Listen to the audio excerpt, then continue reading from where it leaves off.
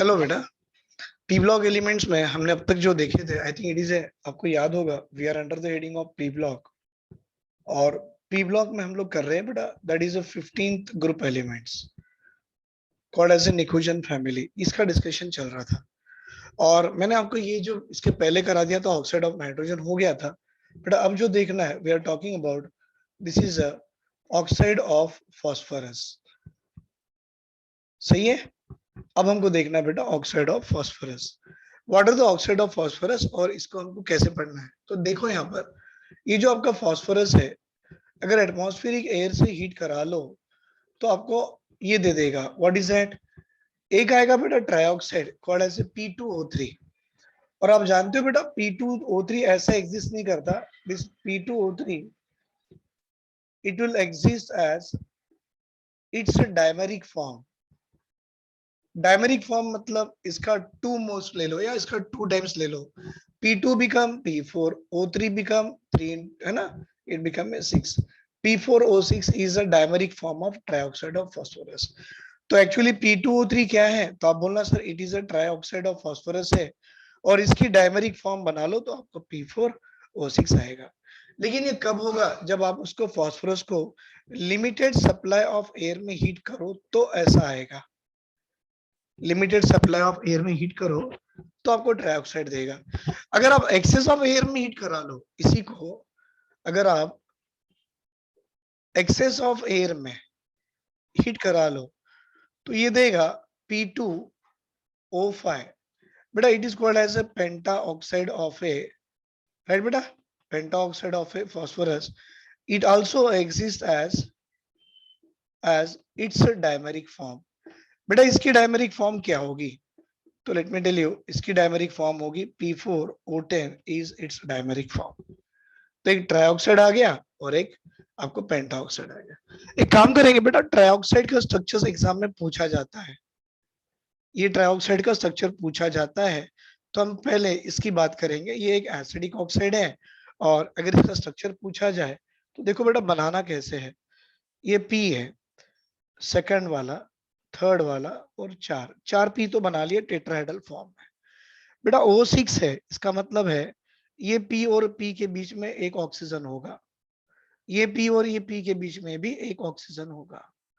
बाकी सारे P और P के बीच में एक एक ऑक्सीजन लगा दो। 1 देन 2 देन 3 देन 4 और ये 5 और 6। सही है। यहाँ पर आपको ये ऐसा बुक में लिखा रहता है पर ये बॉन्ड नहीं है बेटा। ये आपको बता रहे हैं कि टेट्राहेड्रल की अरेंजमेंट है and each phosphorus atom will present at the corner of the tetrahedron. ये ऐसा each phosphorus atom is attached to the corner of the tetrahedron. ये बॉन्ड नहीं है, बॉन्ड तो ये है जो डार्क लाइन में दी है ना, ये बॉन्ड है। अगर ऐसे लिखा हो तो ये टेट्राहेड्रल अरेंजमेंट है। ये डॉटेड लाइन मतलब टेट्राहेड्रल अरेंजमेंट है। अब देख लीजिए टोटल नंबर ऑफ ऑक्सीजन कितने आ गए? 6। बेटा यहाँ पर एग्जाम में पूछता है कि ईच फास्फोरस के पास कितने लोन पेयर है, तो एक लोन पेयर। टोटल फास्फोरस है कितने? 4, तो total number of lone pair with phosphorus 4। आप ये भी जानते हो एक एक ऑक्सीजन के पास दो दो लोन पेयर है। तो देखो भाई एक एक ऑक्सीजन के पास में दो दो लोन पेयर भी शो कर रहा हूँ। Yes I am showing each oxygen atom is having two two lone pair. तो अगर आपसे पूछा जाए इसमें total number of lone pair कितने हैं, तो देखो बेटा एक ऑक्सीजन के पास दो लोन पेयर है तो 6 इंटू 2 12 लोन पेयर इसके, और चार एक एक फास्फोरस के 4, 12 प्लस 4 16 लोन पेयर हो गए। कितने पीओपी बॉन्ड है? तो 1 2 3 4, फिर ये आएगा 5 and 6 POP bonds are there. Got the point. और एक एक फास्फोरस की हैबिटेशन भी अगर आपसे पूछे तो बोलना सर इसकी हैबिटेशन sp3 है। इसकी हैबिटेशन क्या है बेटा? sp3। देख लो स्ट्रक्चर, देख लो, इसका स्क्रीनशॉट ले लो। एग्जाम में कुछ भी पूछता है, नंबर ऑफ पीओपी बॉन्ड्स कितने, नंबर ऑफ लोन पेयर कितने, फास्फोरस की हैबिटेशन क्या हो सकती है, एवरीथिंग सब कुछ पूछा जाता है एग्जाम में।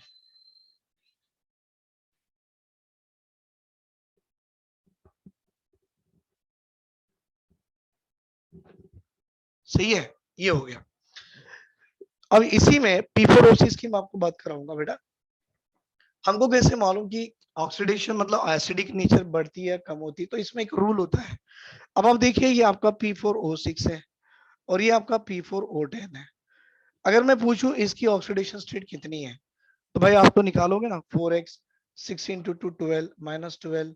हाँ बेटा -12 बिकम +12 बाय 4 कर लो 3। तो ये आ रही इसकी ऑक्सीडेशन स्टेट +3 आ रही और इस फॉस्फोरस की ऑक्सीडेशन स्टेट +5 आ रही। तो आपसे पूछा जाएगा दोनों में एसिडिक नेचर किसका ज्यादा है? तो मैं बता दूं, जिस नॉन मेटल एलिमेंट की ऑक्सीडेशन नंबर जितनी ज्यादा हो उसकी एसिडिक नेचर उतनी ज्यादा है। मतलब आप क्या बोलना बेटा, higher the oxidation state higher will be the acidic nature. तो आप ये पॉइंट लिख सकते हो, higher the oxidation state, higher the oxidation state higher will be the acidic, higher will be the higher will be the acidic nature. Got the point? Higher the oxidation state, higher will be the acidic nature. ये ज्यादा acidic है। और एक आप लोग जानते हो बेटा, down the group metallic character increase होता है। तो मेटालिक कैरेक्टर इंक्रीज हो गया तो बेसिक नेचर इंक्रीज होता है और acidic nature of the oxide decrease करेगा। तो आप इसके साथ एक पॉइंट ये भी लिख सकते हो sir, down the group, down the group metallic nature, metallic nature है ना बेटा किसका, मेटालिक नेचर और metallic character increases, down the group metallic nature increases, non metallic nature decreases, non metallic nature decreases, basic oxide nature increases, acidic oxide nature, acidic oxide nature decreases. Right, लिख लो बेटा इसे।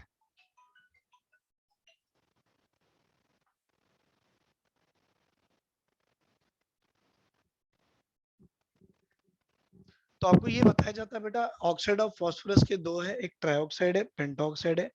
Trioxide और pentoxide में pentoxide की acidic nature ज्यादा है। क्यों? बिकॉज यहाँ देख रहे हो बेटा, जिसकी ऑक्सीडेशन नंबर ज्यादा उसकी एसिडिक नेचर ज्यादा। और हम जानते हैं down the group metallic nature increase होगा, नॉन मेटालिक नेचर डिक्रीज होगा, तो बेसिक नेचर ऑफ ऑक्साइड बढ़ते जाएगा, तो एसिडिक नेचर की ऑक्साइड डिक्रीज करते जाएंगे। राइट। हाँ बेटा, अगर मुझे एसिडिक नेचर में भी अगर बताना है इसमें, तो मैं आपको बताऊंगा इसके दो दो एसिडिक फॉर्म आएंगे। I want to tell you other part, इतना लिख लो, I want to write other part में। ये जो है आपका ट्राइऑक्साइड ऑफ फास्फोरस जो होता है, that is P2O3 can be written as P4O6। अगर आप इसमें देखो, इसकी हाइड्रोलिसिस करके देखो बेटा, ये एनसीईआरटी का पॉइंट है कि आपका ये जो P4O6 है ना, इट अंडरगोज हाइड्रोलिसिस। तो बात दो बार लिख सकते हैं बेटा, एक ठंडे पानी में और एक गर्म पानी में। ठंडा पानी मतलब क्या होगा, कोल्ड वाटर, गर्म पानी मतलब होगा हॉट वाटर। खास बात बता बेटा, कोल्ड वाटर में देता है H3PO3, कोल्ड वाटर में देता है क्या, H3PO3, और हॉट वाटर में देता है H3PO4। बेटा यहाँ ऑक्सीडेशन नंबर निकालिए फास्फोरस की, 3 इंटू 2 6 -6 +3 -3 बिकम +3, और ये 8 में से 3 गए तो +5। यस सर बेटा, इसका नाम है फॉस्फोरस एसिड, इसका नाम है फॉस्फोरिक एसिड, फॉस्फोरस। बेटा ROUS एसिड है, देखो मैं अंडरलाइन यहाँ पे राउंड अप कर लिया, और इसका नाम है फॉस्फोरिक एसिड। बेटा यहाँ पर देखिए मैंने आईसी को राउंड अप किया है, क्योंकि higher the oxidation number can be denoted as a ic acid, lower the oxidation number can be denoted as OUS acid.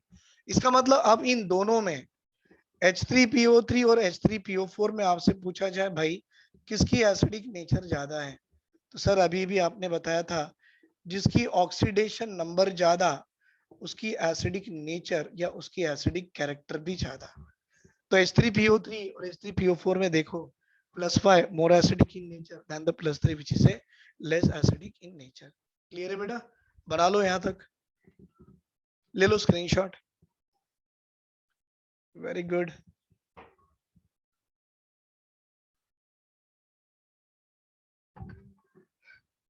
अब आएगा बेटा स्ट्रक्चर ऑफ, इसी से कंटिन्यू करेंगे, स्ट्रक्चर ऑफ P4O10। बेटा काम करेंगे ना, आप लोग स्क्रीनशॉट कर लो, मैं इसी में बना देता हूं P4O10 क्या होता है। देखिए कितना इजी है। P4O6 become P4O10 pentoxide, acidic nature आप जानते हो, ये सब हाइब्रिडेशन वैसी होगी नो डाउट। बेटा ये जो फास्फोरस के पास लोन पेयर है ना, ये लोन पेयर ऑक्सीजन को डोनेट करके ऐसे पाई बॉन्ड बनाएगा। अब काउंट कर लीजिए, सब कुछ वही है, बट यहाँ पर P डबल बॉन्ड O आ गया है। बेटा आप P डबल बॉन्ड O भी दे सकते हो या डेटिव बॉन्ड O दे सकते हो, इट डजंट मैटर।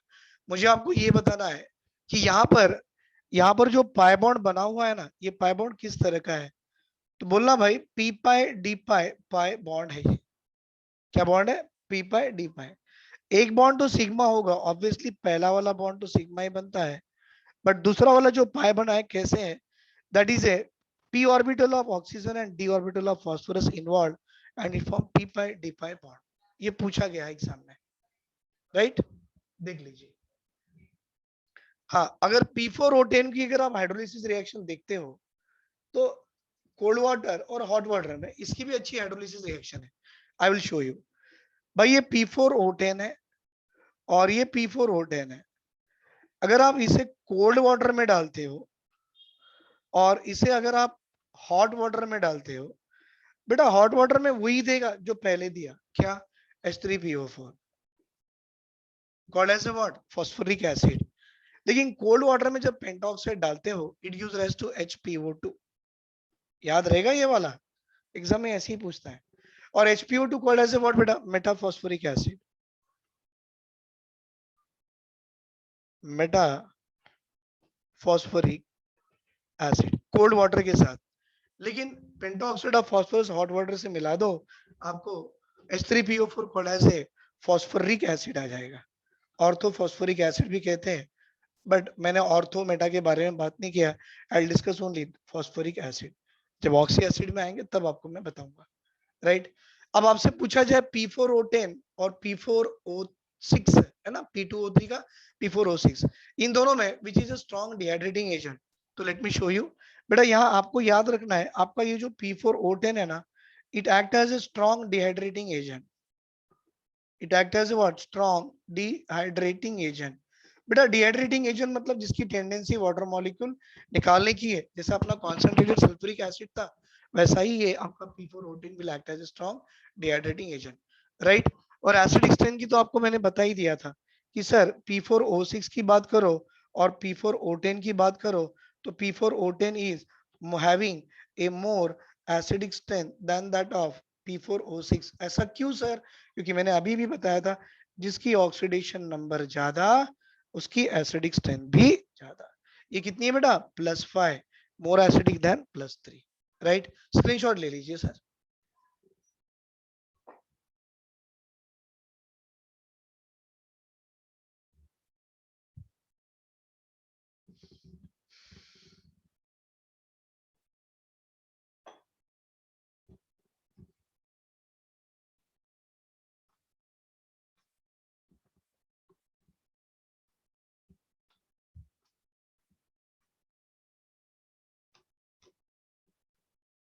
अब आएगा बेटा halides. Halides of 15 group element दो तरह के हैं, ट्रायलाइड्स आता है, पेंटालाइड है। उसमें सबसे अच्छा इंपॉर्टेंट कंसेप्ट हमारे एनसीईआरटी में दिया है कि nitrogen can not form its pentahalide, और सब बच्चों को याद भी होना चाहिए कि sir why the nitrogen can not form the pentahalide, बोलना due to absence of vacant D orbital. Very good, ये सबसे बढ़िया कंसेप्ट है इसका, हैलाइड्स का। बेटा हैलाइड मतलब हमारे जो 15 ग्रुप एलिमेंट होते हैं, ये दो तरह के हैलाइड बनाएगा। पहला वाला बनाएगा ट्राई हैलाइड्स और दूसरा वाला बनाएगा पेंटा हैलाइड्स। बेटा अगर मैं लिखना चाहूँ ट्रायलाइड का फॉर्म तो MX3, पेंटालाइड का फॉर्म तो MX5। आपको ये याद रखना बेटा, nitrogen can not form pentahalide, nitrogen can not form pentahalide. आपको पूछा जाएगा ऐसा क्यों, तो बोलना reason due to absence of vacant d orbital. बेटा absence of vacant d orbital, nitrogen अपनी ऑक्टेट को एक्सपांड नहीं कर पाएगा and it cannot form the pentahalide, right. तो यहाँ बात कर रहे हैं ट्राइहालाइड एंड पेंटाहालाइड। तो first point we can say sir ये जो आपका ट्राइहालाइड से जिसको आपने MX3 बोला है, हाँ बेटा M is any element of fifth और X मतलब हैलोजेंस। तो यहाँ हम बोलेंगे बेटा सारे एलिमेंट ट्राइहालाइड बनाते हैं। All elements form its trihalide, all element form its trihalide. What is that? MX3। ये तो आ गया। बात इतना ही नहीं बेटा, अगर आप इसकी बात करो एग्जांपल नाइट्रोजन में ऐसे कौन कौन से ट्राइहालाइड बनाता है, ये बड़ा अच्छा कंसेप्ट है, एग्जाम में बहुत बार पूछा गया है। तो आप बोलना सर नाइट्रोजन से आप NF3 बना सकते हो, बेटा नाइट्रोजन से आप NCl3 बना सकते हो। अब ब्रोमीन डालो तो NBr3 भी बन जाएगा और आयोडीन डालो तो Ni3 भी बन जाएगा। लेकिन खास बात बताए बेटा, NF3, NCl3, NBr3, Ni3 में सबसे ज्यादा स्टेबल आपका NF3 है। ये कैसा है? सबसे ज्यादा स्टेबल है। किसी ने पूछा वाई, तो बोलना बेटा डेल्टा HF इसकी नेगेटिव है। मतलब ये प्रोसेस जब बनता है तो ये प्रोसेस आपका एक्सोथर्मिक होता है, heat of formation is negative. बेटा ये याद रखो, जितना एक्सोथर्मिक रिएक्शन होगा बनने वाले कंपाउंड में उतनी एनर्जी कम होगी। और हमारे केमिस्ट्री का रूल ही है, जिसके पास कम एनर्जी हो वो ज्यादा स्टेबल होता है। तो हम बोलेंगे बेटा only this trihalide of nitrogen is stable. अब ये भी लिखना क्या बेटा, only only these trihalide of nitrogen is stable. इसका मतलब बाकी के बाकी ये बनते तो है पर है कैसे? सर अनस्टेबल है। क्यों बेटा? क्योंकि large difference in the size of the atom. तो ये बाकी सबके सब कैसे है? They are the unstable. Why it is? Due to large difference in the size of an atom. भाई देखो, नाइट्रोजन बहुत छोटा है, क्लोरीन बहुत बड़ा है। Smaller the size larger the size, तो दोनों की जो बॉन्डिंग होगी या जिसमें ओवरलैपिंग ऑफ ऑर्बिटल होंगे वो वीक होंगे। भाई ओवरलैपिंग ऑफ ऑर्बिटल वीक है तो बॉन्ड अपने आप टूट जाएगा। इसका मतलब ये सारे केसेस में आपके हीट ऑफ फॉर्मेशन की वैल्यू कैसी होगी बेटा? पॉजिटिव होगी, मतलब एंडोथर्मिक होगी। मतलब ये मॉलिक्यूल में अपने आप में ही बहुत एनर्जी है। तो बेटा केमिस्ट्री का रूल है, जिसके पास ज्यादा एनर्जी उसकी स्टेबिलिटी कम होगी। Is it clear? अच्छी बात है सर। सर इसी ट्राइहालाइड में क्या हम आप हमको स्ट्रक्चर ऑफ ट्राइहालाइड्स ऑफ नाइट्रोजन बताओगे? डेफिनेटली भाई। देखिए ये नाइट्रोजन, इसके सर पे लोन पेयर और इसके साथ 3 हैलोजन जुड़े हुए हैं। तो ऑब्वियसली इसकी हैबिटेशन क्या होगी सर? sp3। ज्योमेट्री क्या होगी भाई? अरे वाह, टेट्राहेड्रल। भाई ज्योमेट्री तो टेट्राहेड्रल है, पर VCPR थ्योरी बताती है एक लोन पेयर आने के कारण the shape will look like a pyramidal in shape. भाई शेप तो पिरामिडल होगी और ज्योमेट्री उसकी कैसी होगी बेटा?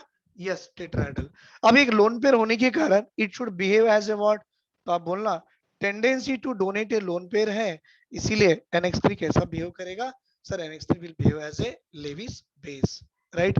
लिख लो बेटा, ये एक एक पॉइंट एनसीईआरटी के हैं जो आपको काम में आएंगे। मेरे नोट्स देख के आप बाकी का आप कर सकते हो बेटा। मेरा नोट्स अगर आप देख के if you want to prepare we can prepare for other part also. इसीलिए बेटा everything point to point I am going to cover from the NCERT syllabus. हाँ, इस टॉपिक में आपको ये भी पूछा जाता है what is a bond angle of a trihalide of nitrogen. तो ये तो सबको ही मालूम है, जैसे जैसे आप डाउन द ग्रुप आओगे साइज ऑफ द एटम बढ़ेगा तो वहां पर बॉन्ड एंगल भी बढ़ेगी। तो मैं यहाँ लिख दूं बेटा NF3 NCl3 then NBr3 and then Ni3। it is the order of what? bond angle। It is order of what बेटा? Bond angle. क्योंकि यहाँ छोटा साइज ऑफ द हैलोजन होने के कारण repulsion between lone pair and this one ज्यादा होगा, और जितनी ज्यादा रिपल्शन उतनी कम उसकी बॉन्ड एंगल। साथ में बेटा बेसिक स्ट्रेंथ की बात करो, मैंने बताया ना लेविस बेस है, तो लेविस बेस मतलब किसकी टेंडेंसी लोन पे देने की ज्यादा है, तो यही बेटा देखो NF3, NCL3, NBR3, NF3 या NI3 की टेंडेंसी टू डोनेट लोन पे ज्यादा है, हम बोलेंगे इट इज ए लेविस और it is A having a greater basic strength, so it is the order of basic strength. मतलब NI3 में आयोडीन की साइज बड़ी होने के कारण नाइट्रोजन वहां से लोन पे इजीली डोनेट कर पाएगा, बट NF3 में फ्लोरीन की साइज कम होने के कारण वहां पर फ्लोरीन क्या करेगा, अपनी इलेक्ट्रोनेगेटिविटी ज्यादा होने के कारण नाइट्रोजन के लोन पेयर को अपनी तरफ विड्रॉ करेगा, हैंस उसकी tendency to donate lone pair कम हो जाएंगी। तो ये लेस बेसिक हो गया और NI3 become a strong basic आ जाता है, राइट। देख लो बेटा एक बार इसको।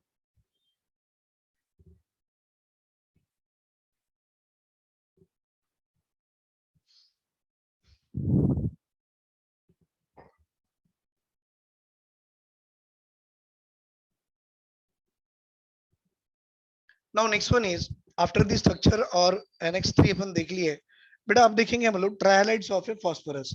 ये सारा क्या था, ट्रायलाइड ऑफ नाइट्रोजन पे थे। अब हम देखेंगे trihalide of a phosphorus. What are the trihalide of phosphorus are there. हाँ बेटा उसके भी वैसी है, it can form its trihalide, it can form its pentahalide. अब आप बोलेंगे सर नाइट्रोजन का पेंटालाइड नहीं बताया आपने, मैंने अभी लिख के दिया ना, nitrogen cannot form its pentahalide due to the absence of vacant d orbital, it cannot expand its octet, hence it does not have its pentahalide।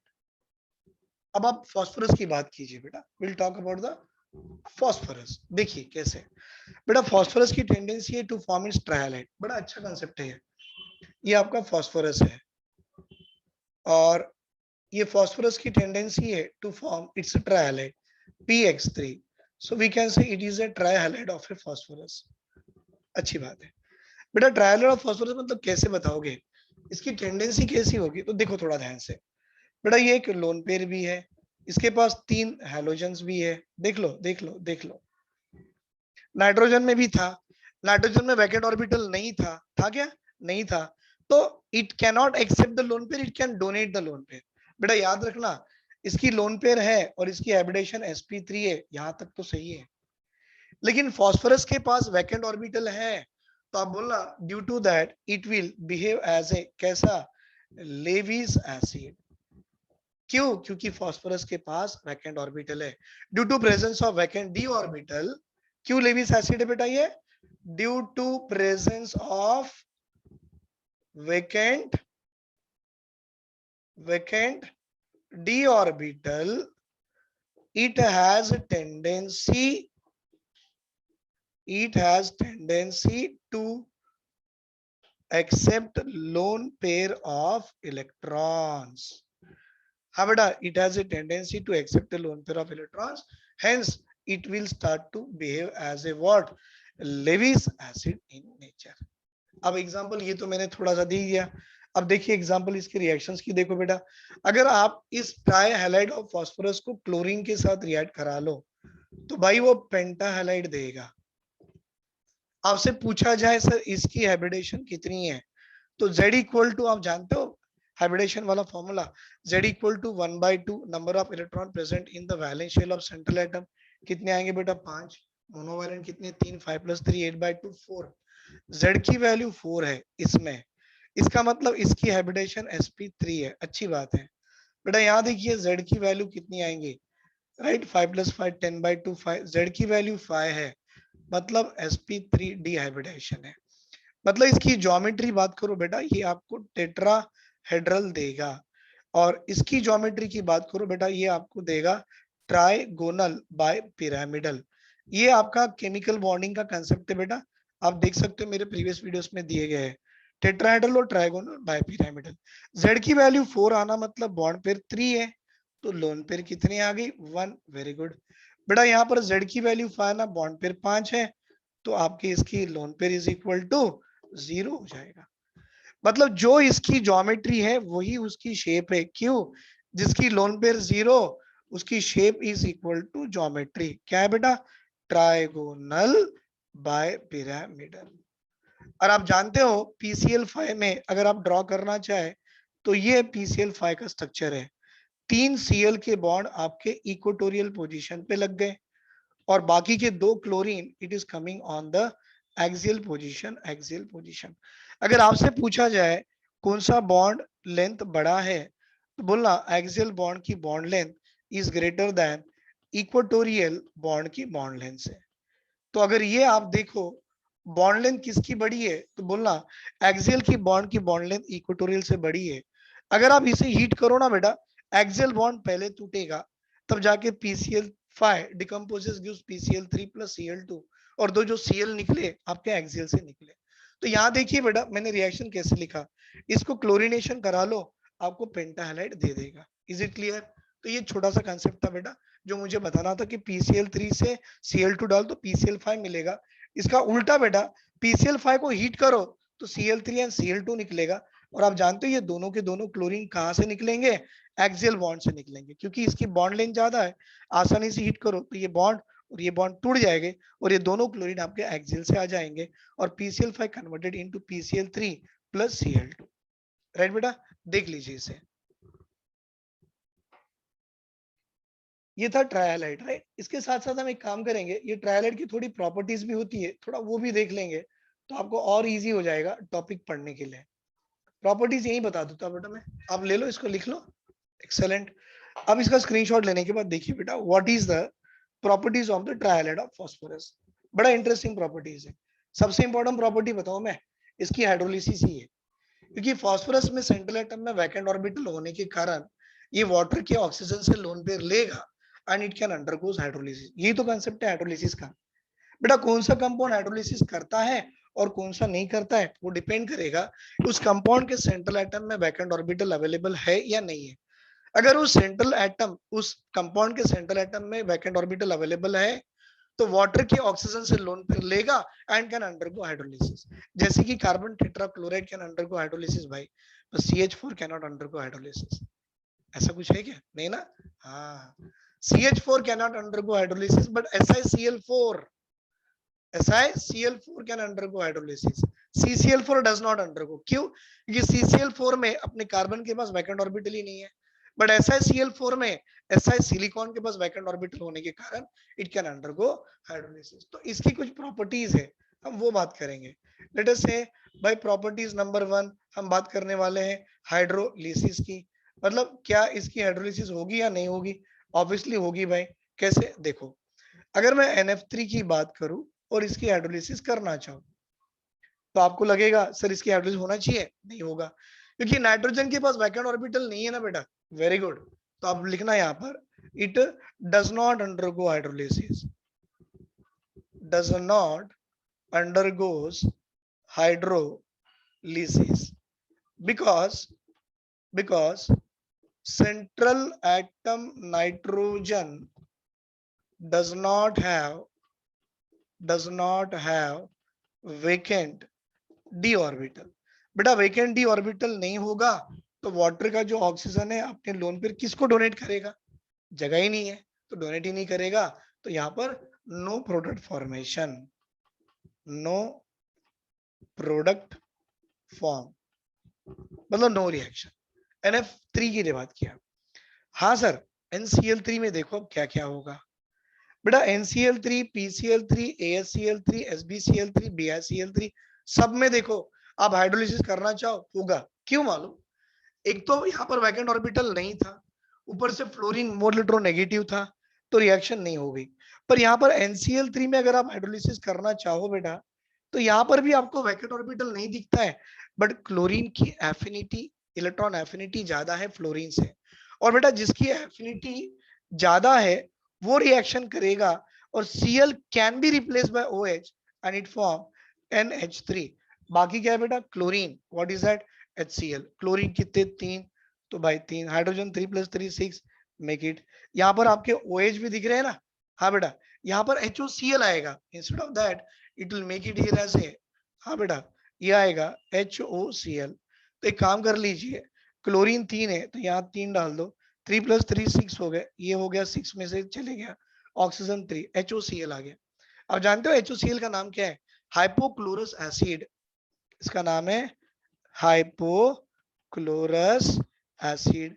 बेटा ये अपने आप में अनस्टेबल होता है और अपने आप में ही टूटेगा, और जब अपने आप में टूटेगा तो ये ऐसा डिकम्पोज होके आपको एक नेसेंट ऑक्सीजन देगा। बेटा जिसकी टेंडेंसी नेसेंट ऑक्सीजन देने की है, it must act as an what, a bleaching agent. हाँ बेटा, इसने नेसेंट ऑक्सीजन दिया तो it must act as a bleaching agent. इसकी प्रॉपर्टी हम आगे पढ़ेंगे।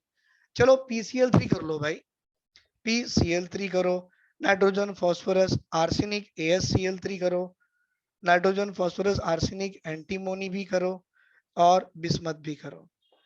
ये सारे के सारे ट्रायलाइट्स है बेटा, सब में हाइड्रोलिसिस करते चलो आप। सर इसकी भी हाइड्रोलिसिस होगी, इसकी भी होगी, इसकी भी होगी, और इसकी भी होगी। भाई जब सबकी हाइड्रोलिसिस होगी तो आने वाले कंपाउंड थोड़े थोड़े अलग होंगे। What is that? PCl3 की हाइड्रोलिसिस करा लो, आपको देगा बेटा H3PO3 plus HCl। AsCl3 arsenic के आप हाइड्रोलिसिस करा लो, वो देगा आपको उसकी ऑक्सी एसिड H3AsO3। बेटा एंटीमोनी SbOCl देगा, हाँ SbOCl एनसीईआरटी में लिखा हुआ है। और BiCl3 की करा लो, आपको देगा BiOCl। BiOCl। आपको एक बात बताए बेटा, ये प्रेसिपिटेट के फॉर्म में आता है, ये भी प्रेसिपिटेट के ही फॉर्म में आता है। दोनों के दोनों कैसे आते हैं बेटा? प्रेसिपिटेट के फॉर्म में आते हैं। मतलब ये जो आपको प्रोडक्ट आ रहे हैं, ये only due to partial hydrolysis से आ रहे हैं। कैसे आ रहे हैं बेटा? ये पार्शियल हाइड्रोलिसिस से प्रोडक्ट आ रहे हैं। बाकी सारे के सारे जो प्रोडक्ट आ रहे हैं आपको कंप्लीट हाइड्रोलिसिस से आ रहे हैं। Got the point? और दूसरी बात, ये ऐसे प्रेसिपिटेट आने के नेचर क्या होगा बोलना, कि SbCl3 BiCl3 का नेचर कैसा है बेटा? देयर आयनिक नेचर होता है। तो आप ये भी लिख सकते हो SbCl3 and BiCl3 they are having its ionic nature. और बेटा किसी भी आयनिक कंपाउंड की अगर हाइड्रोलिसिस कराओगे तो वो पार्शियल हाइड्रोलिसिस में जाके आपको प्रेसिपिटेट फॉर्म करा के देगा। ले लो बेटा यहां तक screenshot.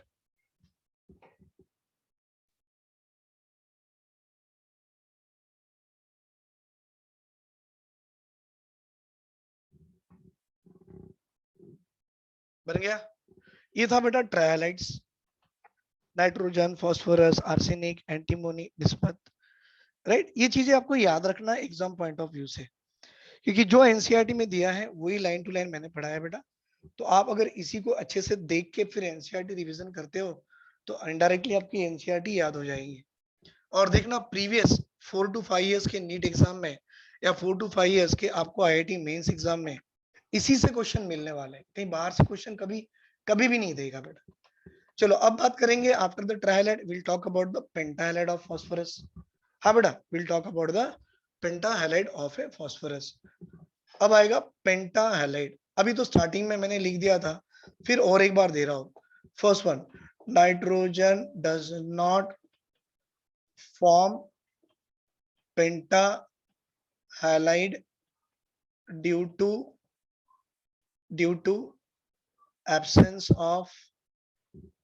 absence of vacant d orbitals. So vacant orbital d नहीं है, it cannot expand its octet, so it does not form the pentahalide. Hence nitrogen has maximum covalency, इसकी कितनी आती? 4 आती। अमोनियम आयन है ना बेटा, एग्जाम्पल 4 ही तो बॉन्ड बनाएगा, तो मैक्सिमम कोवेलेंसी ऑफ नाइट्रोजन कितनी आएंगी? 4। Example you can see in ammonium ion nitrogen ने कितने बॉन्ड बनाया? 4 बॉन्ड बनाया, तो इसकी कोवेलेंसी कितनी होगी? 4 होगी। दूसरी बात बेटा, नाइट्रोजन तो हो गया, बिस्मथ की बात करो। बेटा bismuth does not form pentahalide, ये भी बात है। अब bismuth it does not form pentahalide, लेकिन एक पेंटाहालाइड जरूर बनाता है। एनसीईआरटी का है और पूछता भी एग्जाम में। BiF5 बनाता है क्योंकि इसकी आयनिक नेचर अच्छी है, तो ये डज नॉट फॉर्म पेंटाहालाइड। क्यों बेटा? Due to inert pair effect. आप फर्स्ट ईयर में पढ़ चुके होंगे बेटा what is the inert pair effect. अगर नहीं पढ़े तो देखो, बिस्मथ की 2 वैलेंसी है, +5 भी है और +2 भी है। NH2NP3 है ना बेटा, तो NH2NP3 मतलब P से 3 निकले। ओके बेटा, और बाकी के 2 निकले, 3 और 2 5। तो बोला गया बिस्मथ की +3 ज्यादा स्टेबल है देन द +5। रीजन लिखते हैं क्यों, due to inert pair effect. तो वही तो केस हो गया भाई, ड्यू टू इनर्ट पेयर, मतलब बिस्मथ के कोई भी कंपाउंड +5 में एग्जिस्ट नहीं करेंगे, बट बिस्मथ का +5 में एक कंपाउंड एग्जिस्ट करता है। कौन सा बेटा, BiF5 कैन एग्जिस्ट। चलो बात करें इनकी। फॉस्फोरस की पेंटाहालाइड PX5, आर्सेनिक की पेंटाहालाइड AX5, फॉस्फोरस आर्सेनिक एंटीमोनी की बेटा SbX5। अभी मैंने BiX5 नहीं लिखा क्योंकि आप देख ही रहे हो बेटा, ये जो पेंटाहालाइड में इसकी मोस्ट कॉमन जो पेंटाहालाइड होती है, कॉमन पेंटा हैलाइड जो फास्फोरस की होती है और जो अपनी एनसीईआरटी में उसने डिस्कस किया है वो है PCl5, राइट। तो PCl5 बनता कैसे है, तो देखो बेटा ऑब्वियसली अगर आपके पास फास्फोरस है और उसमें एक्सेस ऑफ क्लोरीन पास करा लिए तो देगा क्या, पेंटा हैलाइड। 5 into 4 20 बेटा, 10 डाल दो, खत्म, पेंटा हैलाइड आ गया। अगर इस पेंटाहाइलाइड में अगर आप स्ट्रक्चर की बात करो, स्ट्रक्चर कैसे होगा, मैंने अभी भी आपको बताया स्ट्रक्चर कैसे होगा बेटा इस पेंटाहाइलाइड का। तो आप ये देख सकते हो PCl5, इसकी स्ट्रक्चर की बात करो तो ये कैसे होगा कि फास्फोरस की आप Z की वैल्यू निकालो तो 5 आती है, हाइब्रिडेशन sp3d, मतलब ज्योमेट्री क्या होगी, TBP। डिड यू अंडरस्टैंड बेटा, मैंने अभी भी लिखा था what is a TBP, trigonal bipyramidal. मतलब ये फास्फोरस है, इसके 3 क्लोरीन उसके इक्वेटोरियल में आ गए, 2 chlorine up and down that is axial में आ गए, और ये आपका ट्राइगोनल बाय पिरामिडल शेप आ गया। ज्योमेट्री भी वही है भाई और उसकी शेप भी वही है TBP। क्यों, क्योंकि यहाँ पर 0 लोन पेयर है। और मैंने अभी भी आपको बताया था सर, ये वाले जो बॉन्ड होते हैं ये आपके इक्विटोरियल बॉन्ड है। क्या है बेटा, इक्वेटोरियल बॉन्ड है। ये ऊपर नीचे वाले जो बॉन्ड होते हैं ये आपके एक्सियल बॉन्ड है। और मैंने अभी भी आपको लिखा के दिया था एक्सियल बॉन्ड की बॉन्ड लेंथ इक्वेटोरियल से ज्यादा होती है। अगर आप हीट करो तो पहले एक्सियल टूटेगा, राइट, बाद में इक्वेटोरियल टूटेगा। देख लो बेटा इसे।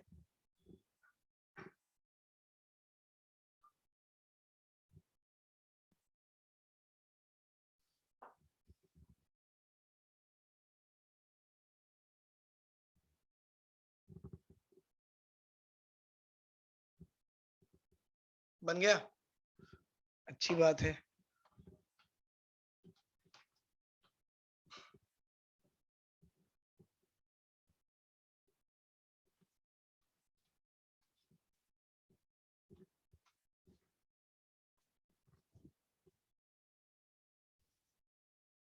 बेटा इन गैसियस स्टेट,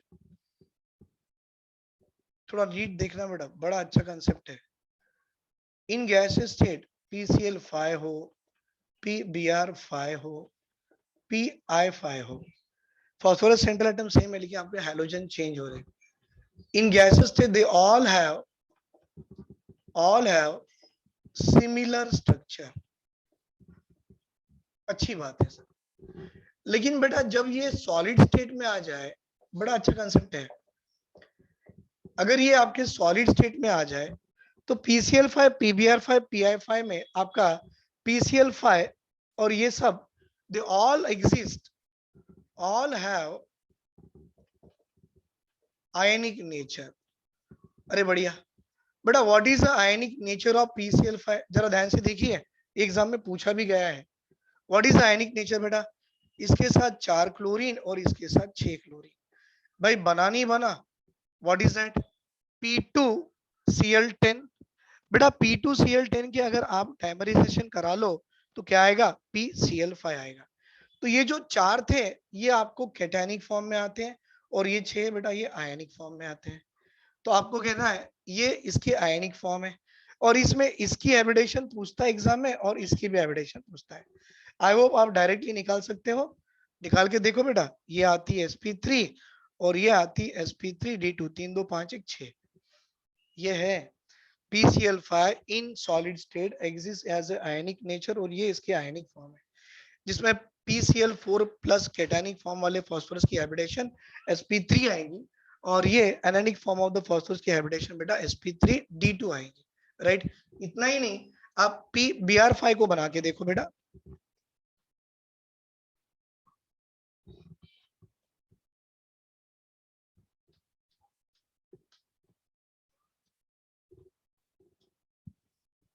इतना ही नहीं बेटा, आप PBr5 को बना के देखो, PBr5 को अगर PBr5 बनाओगे वो बनेगा PBr4 plus Br minus, PBr4 plus और Br माइनस। अब ये चीजें तो याद ही रखनी है आयनिक फॉर्म वाली। उसमें भी देखो बेटा, bromine and iodine are very large, उनकी साइज बहुत बड़ी है, इसीलिए अपना ये जो फॉस्फोरस है central atom, it cannot accommodate 6 bromine and 6 iodine. उसी तरह से मैं PI5 की बात करता हूँ बेटा, इसकी भी आयनिक फॉर्म देखो अब कैसे आएगा, यही आएगा PI4, इसके साथ आएगा पॉजिटिव और एक आयोडीन के साथ आएगा नेगेटिव।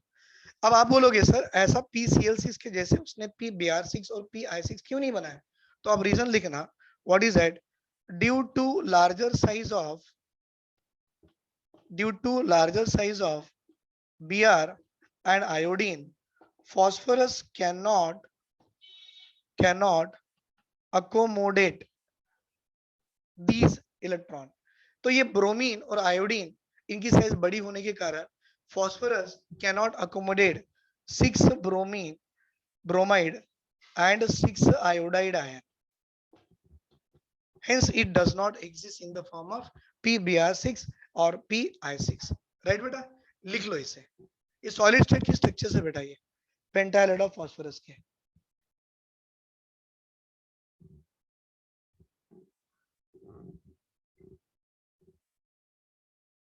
बन गया, वेरी गुड सर। अब आएगा बेटा नेक्स्ट टू हाइलाइट्स के बाद में, अब आएंगे हम लोग हाइड्रेट्स पे। What is a hydrate? Any element of 15th group on combining with a hydrogen, it forms its hydrate of the type MH3 called as a hydrate। Examples here binary compound। तो अब जो होगा that is a hydrate of 15th group element।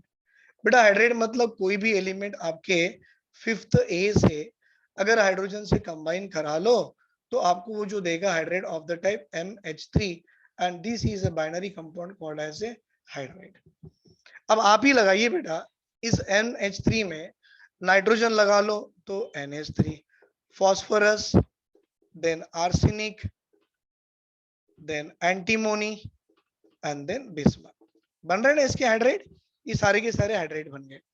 चलो इसमें पहले वाले nitrogen की hydrate की बात करो। हाँ सर, एक लोन पेयर होंगे, 3 हाइड्रोजन होगा, इसका नाम अमोनिया है, सेंट्रल एटम की हाइब्रिडेशन sp3 है। तो शेप देखो इसकी कैसी आ रही बेटा, यस सर, पिरामिडल शेप आ रही है, पिरामिडल शेप आ गई है, एक लोन पेयर भी है। वेरी गुड बेटा। यहाँ पर अगर आपसे पूछा जाए ये जो हाइड्रेट आपने लिखा है बेटा, what about the bond angle, तो आपने लिखना bond angle of hydride, bond angle of hydride decreases down the group, ये याद रहेगा, डिक्रीजेस डाउन द ग्रुप। मतलब आपके अमोनिया में नाइट्रोजन की हाइब्रिडेशन sp3 तो है, इसकी बॉन्ड एंगल 107 डिग्री है, लेकिन बाकी के जो है बेटा, बाकी के क्या हो गए, यहाँ पे bond pair lone pair repulsion आने के कारण इनकी बॉन्ड एंगल डिक्रीज करेगी। अमोनिया की बॉन्ड एंगल PH3 से ज्यादा, PH3 की ASH3 से ज्यादा, और बाकी SbH3 की ज्यादा, और BiH3 की सबसे कम। ये क्या होगी बेटा, it is the order of bond angle. अगर आपसे किसी ने रीजन पूछा तो लिखना बेटा ड्यू टू रिपल्शन बिटवीन, हाँ भाई, due to repulsion between bond pair BP and lone pair. बेटा जितना ज्यादा रिपल्शन होगा उतनी कम बॉन्ड एंगल होगी, जितना कम रिपल्शन होगा उतनी ज्यादा बॉन्ड एंगल होगी।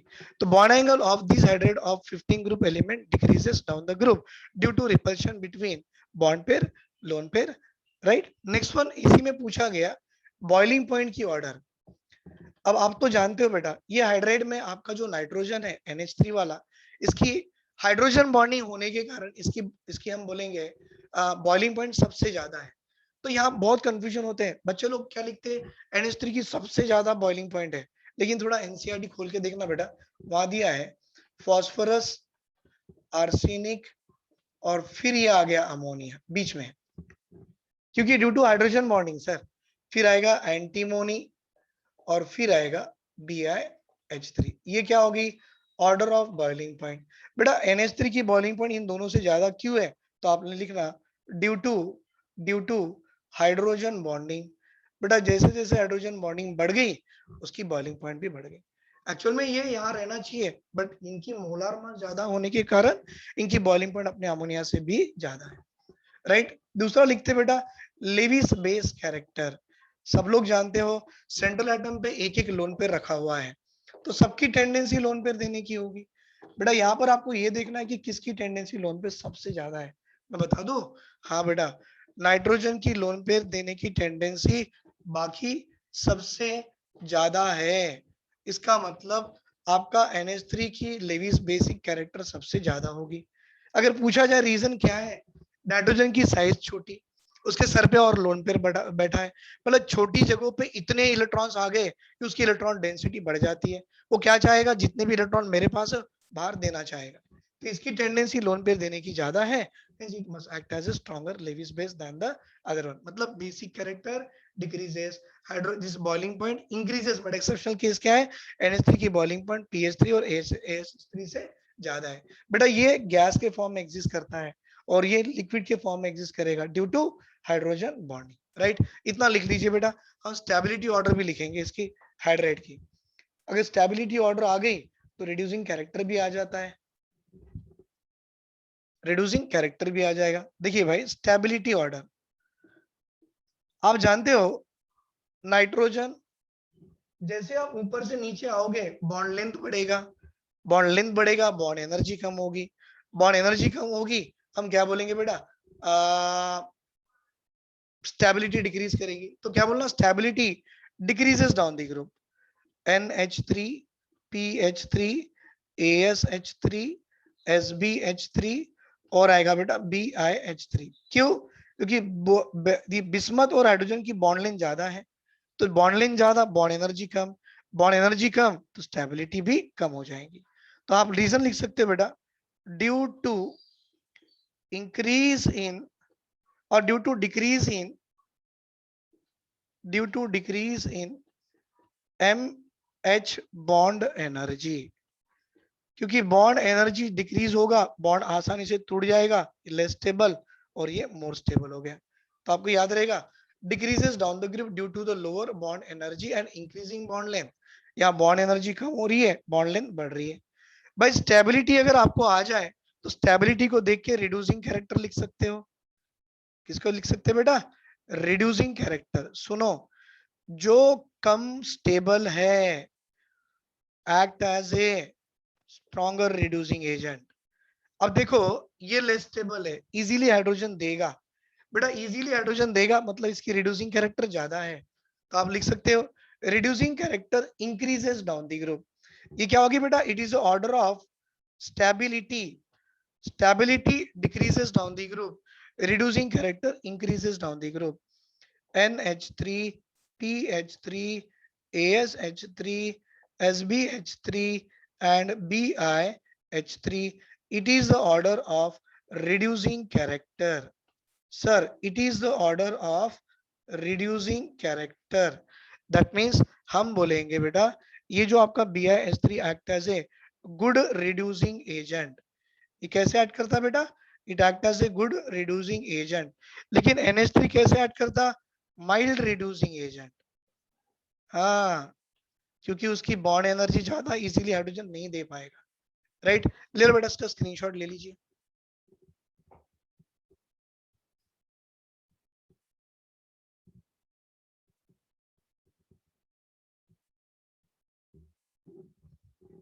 बन गया, चलो बेटा next one is compound form by the nitrogen. सबसे अच्छा compound form by the nitrogen is the ammonia. Compound form by nitrogen क्या है बेटा, अमोनिया। अब यहाँ पर अमोनिया की प्रिपरेशन देखेंगे, प्रॉपर्टीज देखेंगे and even will talk about the structures of the ammonia. जितना एनसीईआरटी में उतना ही करेंगे। राइट, देखिए बेटा अगर मैं compound form by the nitrogen पहला अमोनिया लेता हूँ तो अमोनिया का फॉर्मूला NH3 है, सेंट्रल एटम क्या है, नाइट्रोजन है। बेटा नाइट्रोजन के पास बॉन्ड पेयर कितने, 3 है, लोन पेयर कितना है, 1 है, मतलब Z की वैल्यू कितनी है, 4 है, bond pair 3 lone pair 1, Z की value 4, hybridisation sp3, geometry tetrahedral, shape become a pyramid. ये तो आपको याद ही हो जाना चाहिए। The compound form by nitrogen is the ammonia. बेटा अमोनिया को लिखा ऐसे जाता है that is in the form of NH3। अगर इसको ऐसे लिखे जाता है तो प्रिपरेशन देखिए बेटा कैसे होगा NH3 का। सबसे पहले होता है it can be obtain by decaying of nitrogenous matter, by decaying of nitrogenous,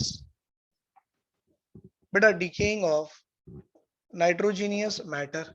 sir decaying of nitrogenous matter मतलब क्या है? एग्जांपल यूरिया ले लो ना भाई, ये देखो ये आपका यूरिया है, NH2CO NH2 कॉल्ड एज ए यूरिया। और वह यूरिया की अगर आप डिकेइंग कराते हो तो ये आपको N2 की गैस दे सकता है। कैसे बेटा? या अमोनिया की गैस दे सकता है, एक अमोनिया गैस लिबरेट करेगा, एक CO2 देगा एंड रिमेनिंग वाटर मॉलिक्यूल। ये हो गया decaying of nitrogenous matter. Second one बेटा लैब की मेथड अच्छी वाली और एक मेथड है, that is another method called as a lab method to prepare ammonia. बेटा आपने एक सॉल्ट लेना है, सॉल्ट के अंदर हाइड्रोलिसिस करा लो, भाई NH3 देना था वो तो दे दिया, बाकी बचा क्या बेटा? HCl, वो निकल गया। आप बोलोगे वाटर मॉलिक्यूल का काम क्या है, तो एक्वस फॉर्म भी है, sorry aqueous form of HCl है, और ये ammonia in the form of gas liberate कर गया। मतलब hydrolysis of ammonium chloride use ammonia gas plus vapour of HCl। Got the point? दूसरा इंडस्ट्रियल मेथड भी होता है called as a commercial method. बेटा ये जो मेथड है इसे इंडस्ट्रियल मेथड या कमर्शियल मेथड भी कह सकते हो। और ये जो इंडस्ट्रियल मेथड और कमर्शियल मेथड है, ये मेथड का नाम है called as a Haber's process. और बेटा इस हैबर्स प्रोसेस से आप अमोनिया इंडस्ट्रियली बना सकते हो बाय बाय प्रेफरिंग ली चार्टलियर प्रिंसिपल। कैसे? सुनो, यहाँ पर होगा N2 then 3 moles of H2, reaction की होगी equilibrium and it form 2 moles of ammonia. बन गया? Very good.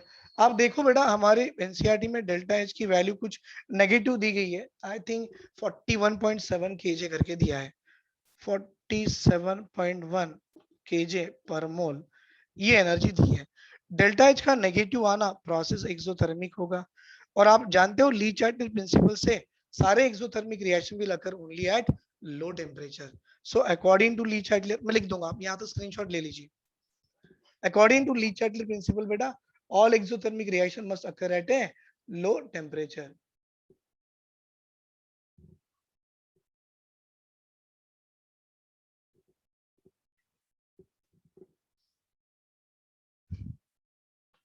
According to Lee Chatterjee principle, all exothermic reaction occurs at low temperature, but as reactants are in gaseous state, देखो ये भी gas है ये भी गैस है, as reactant as in gaseous state, we have to maintain optimum temperature. Optimum मतलब थोड़ा बढ़ के, कम नहीं, we have to maintain optimum temperature. Right बेटा? आपको याद होगा टेम्परेचर शुड बी है 750 टू 770 केल्विन। राइट, और एक देखो बेटा according to Le Chatelier principle ये 1 वॉल्यूम है, ये आपकी 3 वॉल्यूम है, तो ये आपको 2 वॉल्यूम दे रहा है। मतलब आप देखो कहां से कहां आ रहे हो, आप 4 वॉल्यूम से 2 वॉल्यूम आ रहे हो। मतलब according to le Chatelier principle it must occurs at decrease in volume ना, it must occur at high pressure। Right बेटा? Formation of ammonia high pressure पे आना चाहिए क्योंकि डिक्रीज इन वॉल्यूम है, और हाई प्रेशर आप जानते हो कितना यूज करते हैं यहाँ पर? सर 200 एटमॉस्फेरिक प्रेशर यूज करते हैं। राइट, तो और ये प्रोसेस करवाने के लिए आपको कैटलिस्ट लगेगा आयरन, उसमें प्रोमोटर लगता है बेटा मॉलिब्डेनम, किसी बुक में लिखा है आयरन ऑक्साइड Fe2O3 और with A K2O plus Al2O3।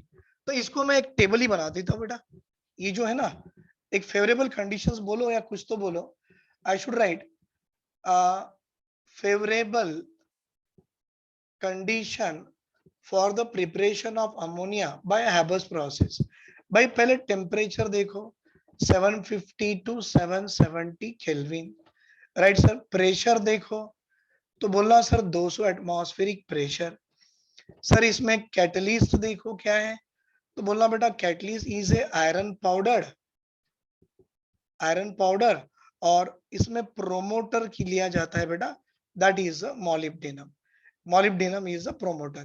बेटा कभी कभी है ना बुक में ऐसा लिखा होता है Fe2O3 iron oxide as a catalyst with K2O and Al2O3, K2O plus Al2O3 act as a catalyst। तो ये फेवरेबल कंडीशन है preparation of ammonia bye Haber's process. ले लो बेटा इसका स्क्रीनशॉट।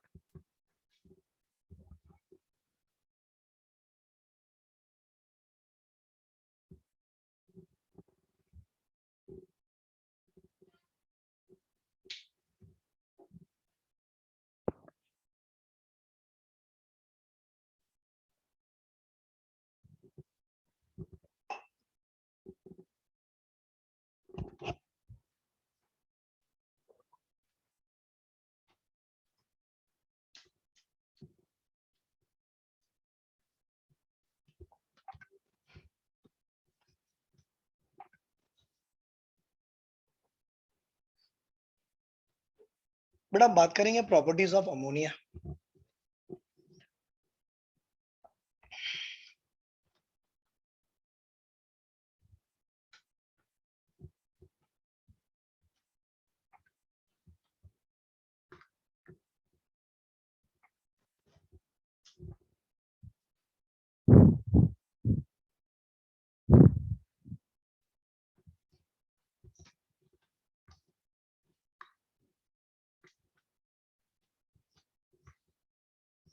बेटा नेक्स्ट वन होगी द प्रॉपर्टीज ऑफ अमोनिया। या तो आप केमिकल प्रॉपर्टीज बोलो तो भी चलेगा। सब पहली प्रॉपर्टी आप बताइए कि अमोनिया का बेसिक नेचर कैसे प्रूव करोगे। बेटा अगर वो बेस है तो एसिड से रिएक्ट करेगा,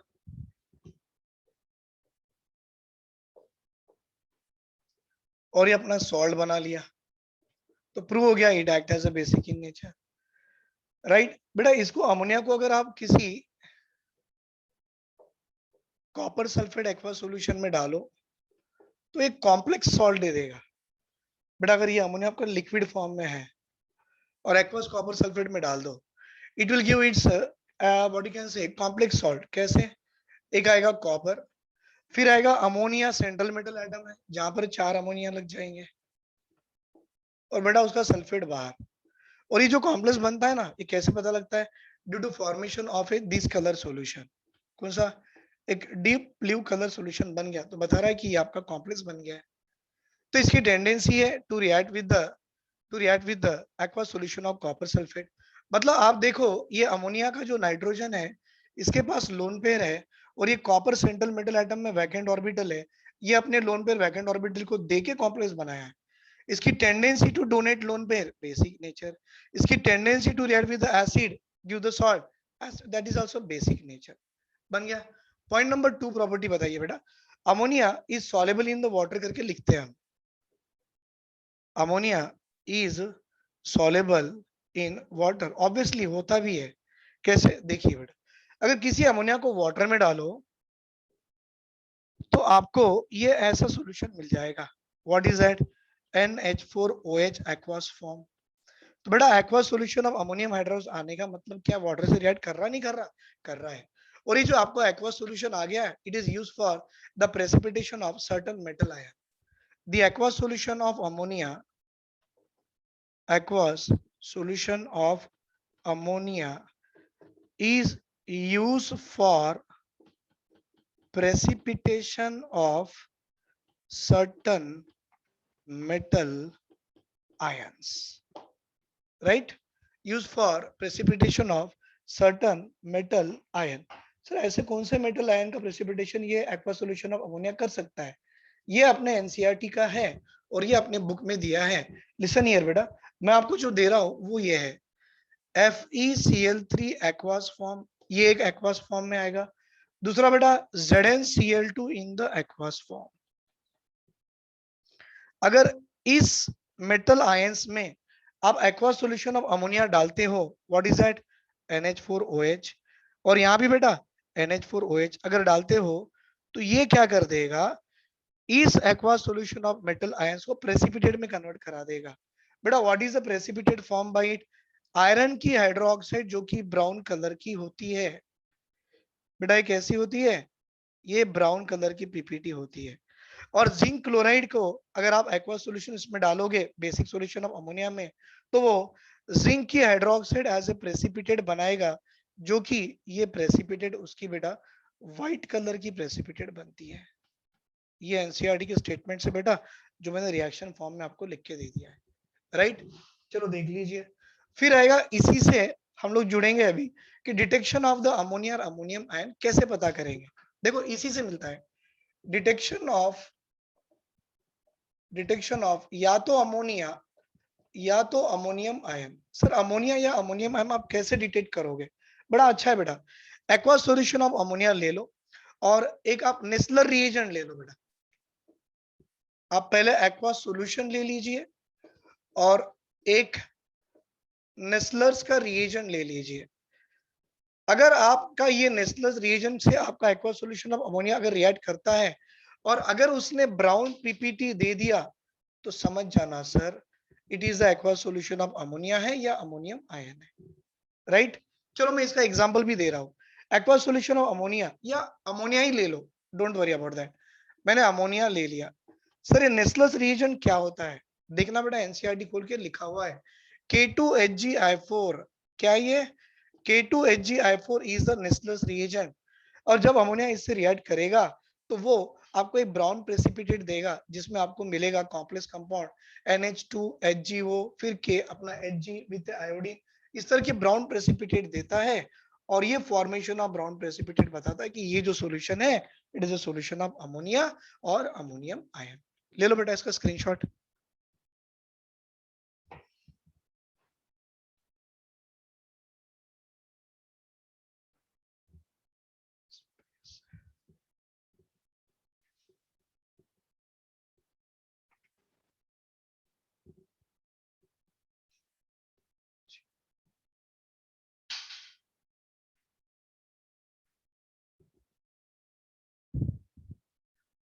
ये जो ब्राउन प्रेसिपिटेट आता है ना, एक्चुअली इसका एक नाम होता है, आई होप जहां तक मुझे याद है, आयोडाइड ऑफ ए मिलेंस बेस करके होता है। हाँ बेटा, आयोडाइड ऑफ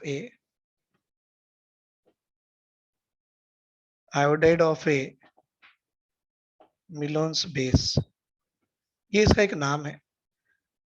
और अगर इसका स्ट्रक्चर पूछा जाए तो जहां तक मुझे याद है ये कुछ ऐसा आना चाहिए, राइट? एक बार मैं वेरीफाई कर लूंगा बट जस्ट याद है करके मैं बता रहा हूँ। ये अपने एनसीईआरटी के थोड़ा बाहर है, आईआईटी मेंस के बच्चों को काम में आएगा, नीट में ऐसा कुछ नहीं आता, राइट? ये हो गया, बना लीजिए बेटा। इसके बाद देखेंगे second compound is hydride of phosphorus, PH three की बात करेंगे।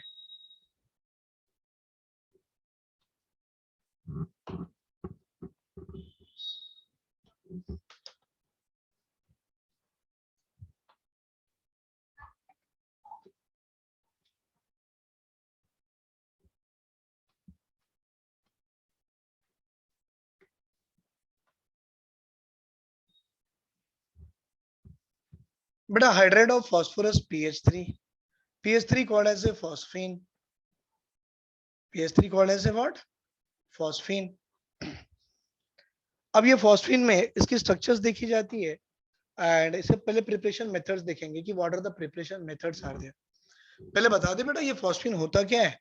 सर ये कलरलेस, हाँ बेटा एक कलरलेस रॉटन स्मेल पॉइजनस गैस है, सड़े हुए अंडे की जैसी है, रॉटन स्मेल पॉइजनस गैस है, पीएच3 गैस है, बड़ी बेकार स्मेल आती है बेटा। और अगर आप इसको देखो, it act as a oxidising agent. Let me show you. अगर ये पीएच3 को अगर आप वाटर में या किसी ऑक्सीडाइजिंग एजेंट में रख दो सच एज HNO3, तो क्या होगा? इट एक्सप्लोड हो जाएगा। तो बेटा it easily explodes in presence of oxidizing agent such as HNO3। मतलब it can easily catches fire बोल सकते हो, और इट विल इजीली एक्सप्लोड। तो ये जो प्रॉपर्टी है ना, easily explode in presence of oxidising agent like HNO3, ये होता है प्रॉपर्टी, बताता है कि hence PH3 will be use in HOLME apostrophe as home signal. भाई ये होम सिग्नल क्या होता है मालूम है? जब ओशंस में कोई जहाज है ना, जब ओशन में जाते हैं और जहाज अगर कोई डायरेक्शंस भूल जाए, आई मीन से कोई बोट अगर है ना ओशन में डायरेक्शन भूल जाए, तो क्या करते हैं रात में उतने ओशन के बीच में जो जो आपका जो बोट होता है, the people what they will do, एक बड़ा सा कंटेनर लेते हैं और वो कंटेनर में कैल्शियम कार्बाइड और फॉस्फाइन डाल के, आई मीन रिएक्शन करवाते हैं बेटा कैल्शियम कार्बाइड का और फॉस्फोरस का। तो करने से वहां पर आपको एक एसिटिलीन गैस और फॉस्फिन गैस निकलती है, और फॉस्फिन गैस जैसी किसी वाटर के कांटेक्ट में आ जाए वो एक्सप्लोड होकर जलना लग जाता है। तो बोट के बाजू में जो पानी होता है ना, पानी में इन लोग ऐसे फॉस्फिन को, आई मीन इसको जलाते हैं। तो जलने से क्या होगा, इतनी बड़ी वो जो आग लग जाती है, तो people can see from long distance and they can identify somebody is there and they can go and they can guide the people to come on that directions. तो ये एक तरह का होम सिग्नल होता है, इसका यूज किए जाते हैं। हाँ सर, बनता कैसे होगा? तो बात ये भी है, प्रिपरेशन क्या है बेटा? प्रिपरेशन का अच्छा मैटर है कि Ca3P2 कैल्शियम फॉस्फाइड है। आप इसकी हाइड्रोलिसिस करा लीजिए। तो हाइड्रोलिसिस करा लिए तो पहले तो कैल्शियम हाइड्रोक्साइड दे ही देगा और आपको PH3 गैस दे देगा। ये एक मेथड है प्रिपरेशन का। दूसरा है बेटा reaction of the phosphorus with NaOH। अगर आप व्हाइट फास्फोरस को NaOH से रिएक्ट कराते हो, ये रिएक्शन आपने देख चुके हैं पहले भी, एक फॉस्फिन तो गैस देगा ही देगा और सोडियम से बनने वाला उसका हाइपोफॉस्फेट देगा NaH2PO2, राइट। तो ये मेथड है प्रिपरेशन ऑफ फॉस्फिन के। चलो इसके बाद में आएगा बेटा, अभी ऑक्सी एसिड्स की बात करेंगे, oxy acids of nitrogen and all. तो मैंने यहाँ तक जो बता दिया, this is about the hydrate of phosphorus and hydrate of nitrogen, इतनी ही हमारे एनसीईआरटी में है। बाकी के हाइड्रेट आपको रेफरेंस बुक में मिलेंगे, बट नो यूज, जितना एनसीईआरटी में उतना ही पढ़ो, राइट। इतना लिख लीजिए बेटा।